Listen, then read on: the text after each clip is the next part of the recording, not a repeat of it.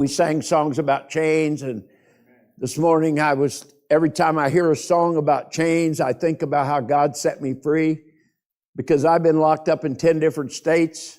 I've ridden over 2,500 miles in handcuffs and leg irons and waist chains, and I know what that's like. When I go in prisons and I talk to men in prisons and I ask them, has anybody ever come up to you and put their arm around your shoulder and said, I know how you feel? And all of them go, yeah. I said, well, the next time somebody comes up, when you're going through some difficult time and somebody comes up and says, I know how you feel, look them in the eye and say, you're a liar. You don't know how I feel, because only you and God know how you feel. They might be going through the exact same thing you're going through, but they don't know how you feel. Only you and God. But I tell the inmates, I've ridden 2,500 miles. I've been locked up in 10 states. I've eaten that prison food. I've wore them prison clothes. I've slept in them prison beds and heard them prison doors slam, walked behind the gun towers and the 40-foot walls. I don't know how you feel. When Matt and I drove to Parchman, Mississippi, 700 and some miles, I told those guys, I don't know. I didn't drive down here to tell you I know how you feel, because I don't know how you feel, but I know what you're going through. And I don't know how you guys feel today, but I know what some of you are going through. I don't know what everybody's going through for sure, but I do know what some of you are going through. You're struggling with things in your life.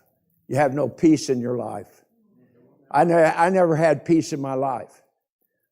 I bought 11 brand new cars in 13 years.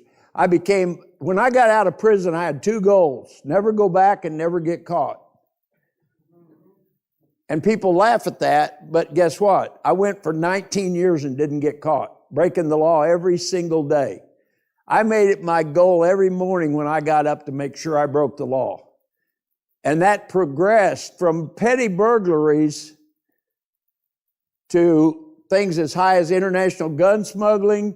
In 1982, I was implicated as being one of the leading cocaine dealers in Kansas City, Missouri.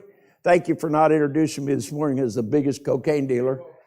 Sometimes I speak in churches and the pastor gets up and goes, our guest speaker was the biggest cocaine dealer. And I get up and go, I hate correcting your pastor, but I was not the biggest cocaine dealer in Kansas City.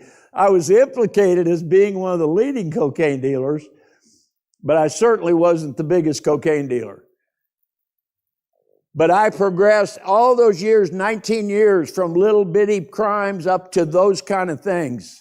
Where we were selling guns in South America. We were trading guns for cocaine, because in the 70s, they didn't check your luggage going out of the country. They checked it coming in. And we could throw handguns in a suitcase and take them over there and get 10 times for them what we paid for them, because they're illegal in Colombia, in South America. And so we were doing that kind of stuff. And then all the other stuff, promoting pornography and prostitution and all the stuff I did over the years, and never got caught.